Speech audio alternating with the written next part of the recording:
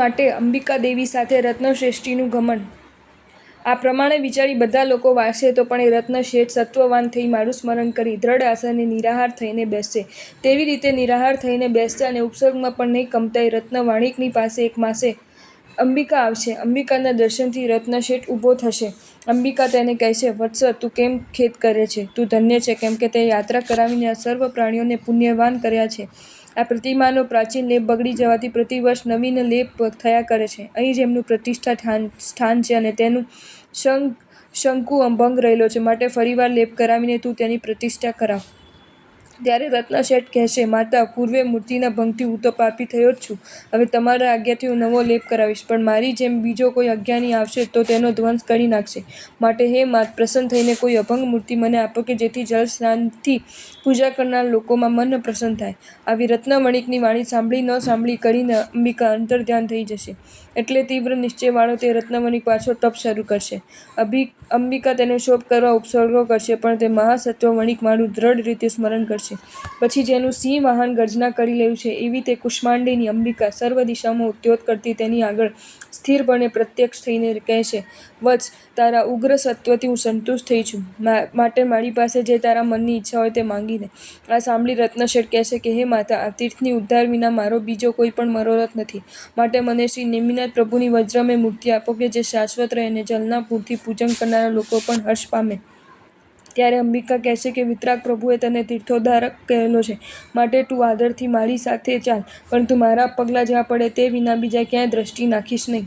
તે સાંભળી રત્નશેઠ તે દેવીને પાછળ ચાલશે. પછી અંબિકા ડાબા હાથ તરફ બીજા શિખરોને છોડતી અનુક્રમે પૂર્વ દિશામાં હિમાદ્રી પર્વત ઉપર આવીને સિદ્ધભાસ્ય નામના દેવને કહેશે કે કાંચન નામના આ ચૈત્યની રક્ષણ માટે દેવોએ તને અહીં રાખેલો છે, માટે તું ભક્તિથી આ બંધ કરેલા દ્વારને સત્વર ઉગાડ.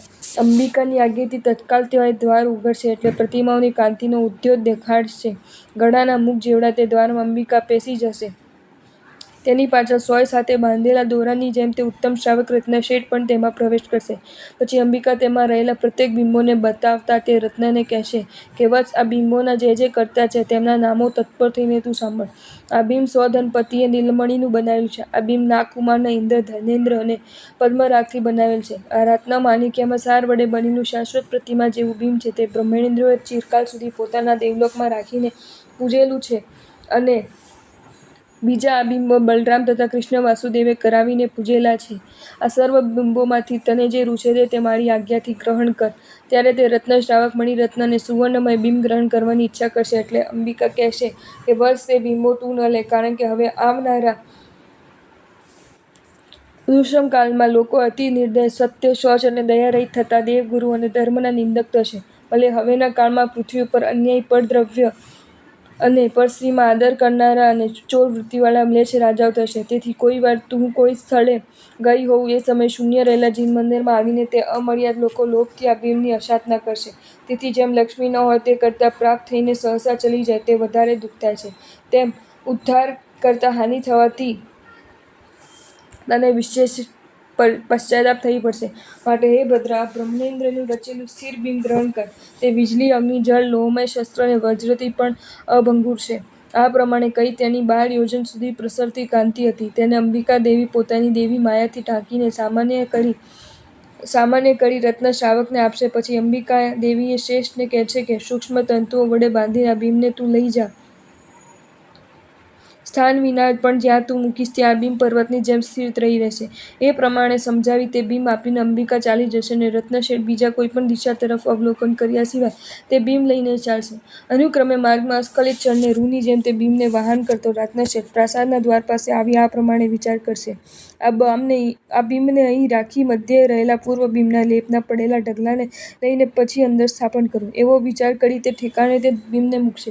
પછી અંદર જઈ બધું પ્રમાજીને તે હર્ષથી બિંબ નિવાવશે. તેવામાં ત્યાં જ મેરુની જેમ તે નિશ્ચલ થયેલ જોવામાં આવશે. જ્યારે ક્રોડો મનુષ્યોથી પણ તે ચલિત થશે નહીં, ત્યારે તે પાછો પૂર્વની જેમ સ્થિર થઈને તીવ્ર તપસ્યા કરશે. ત્યારે 7 ઉપવાસ થશે ત્યારે અંબિકા દેવી તેને દર્શન થઈને તીવ્ર તપશ્ચર્યા કરશે. આપશે અને કહેશે કે હે વત્સ, આમ યથેચ્છ પેણે તું આ શું કરે છે? આ બીમને જ્યાં તું મૂકીશ ત્યાં જ તે સ્થિર રહેશે. એવું મારું વચન ભૂલું જઈને આ શાશ્વત બીમને તે શા માટે અહીં મૂક્યું? હવે તું વૃથા પ્રયાસ કર નહીં. આ બીમ અહીં ધ્રુવ અને મેરુની જેમ નિશ્ચળ છે. દેવ દાનવોથી પણ તે આ સ્થાનથી ચલિત થશે નહીં.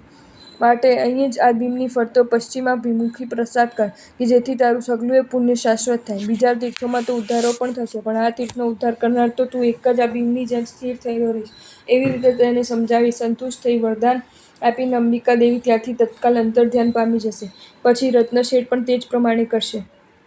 સંઘની સાથે ઉલ્લસિત થયેલો રત્નશ્રાવક દેવીના કયા પ્રમાણે કરેલા ચૈત્યમાં તે બીમની પ્રતિષ્ઠા કરાવશે. તે વખતે આચાર્ય વડે સૂળી મંત્રના પદોથી આકર્ષિત થયેલા દેવતાઓ તે બીમ અને ચૈત્યને અધિષ્ઠાયક સહિત કરશે. પછી અષ્ટપ્રકારી પૂજા કરી મહાધ્વજ ચડાવી ભક્તિ વડે નમ્ર અને ઉદાર એવો તે રત્નશેઠ હર્ષથી મારી સ્તુતિ કરશે. સ્તુતિ કરી 5 અંગે પૃથ્વીનો સ્પર્શતા પ્રણામ કરશે. તે વખતે ક્ષેત્રપાલ પ્રમુખ દેવતાઓની સાથે અંબિકા દેવી ત્યાં આવીને તેના કંઠમાં પારિજાતના પુષ્પોની માળા પહેરાવશે. પછી તે રત્નવણિક ત્યાં આવીને તેના કંઠમાં પારિજાતના પુષ્પોની માળા સૌરાષ્ટ્ર દેશમાં જ અનુક્રમે મુક્તિ પામશે. હે કૃષ્ણ, આવી રીતે તે રત્નશ્રેષ્ઠી મારી પ્રતિમાને પૂજશે અને તમે પણ ભાવિ તીર્થંકર થશો. પ્રભુની આવી વાણી સાંભળી કૃષ્ણે પૂછ્યું, હે પ્રભુ, આ મૂર્તિ હું કયા તીર્થમાં સ્થાપિત કરું? પ્રભુ બોલ્યા, હે કૃષ્ણ, પૂર્વે ઇન્દ્રે જ્ઞાનશિલા ઉપર કાંચનમય પ્રાસાદ કરાવ્યો છે. તેની નીચે નવીન પ્રસાદ કરાવીને આ મૂર્તિ સ્થાપિત કરો.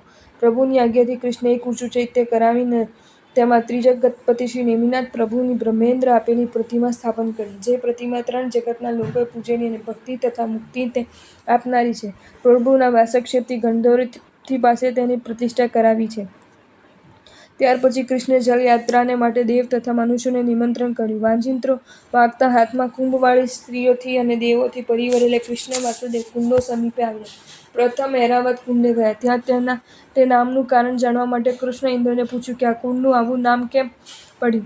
ઇન્દ્રે કહ્યું કે પૂર્વે જ્યારે અહીં ભરત ચક્રવર્તી આવ્યા હતા ત્યારે તે સમયના ઇન્દ્રે ઐરાવત હાથી પાસે આ કુંડ કરાવેલું છે. 14,000 નદીઓનો જળનો પૂરે આ કુંડમાં પ્રવેશ કર્યો છે.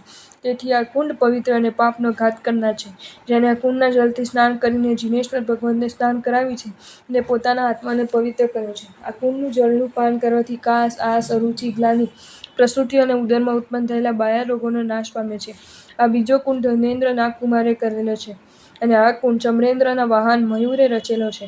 એ બંને કુંડના જળથી જંગમ અને સ્થાવર વિષ તથા ક્ષય અને શાસ્વાદિક ન ખમી શકાય તેવા રોગો નાશ પામી જાય છે. આ બલિન્દ્ર, સૂર્ય અને ચંદ્ર વગેરેના રચેલા કુંડો છે, જેઓ પોતાના જળથી પાપને હરે છે. આ કુંડ અંબાદેવીએ ભરત ચક્રવર્તીના ઉદ્ધાર વખતે તેની મૈત્રીથી કરેલો છે. તે અંબાકુંડ હમણાં વશિષ્ઠ કુંડ એવા નામથી પ્રખ્યાત થયેલો છે. જો તમને આ વિડીયો ગમ્યો હોય તો આ વિડીયોને લાઇક કરો અને શેર કરો અને આવા જ નવા વિડીયો જોવા માટે જૈન ફેક્ટ્સ એન્ડ સ્ટોરીઝની ચેનલને સબસ્ક્રાઇબ કરો. ધન્યવાદ.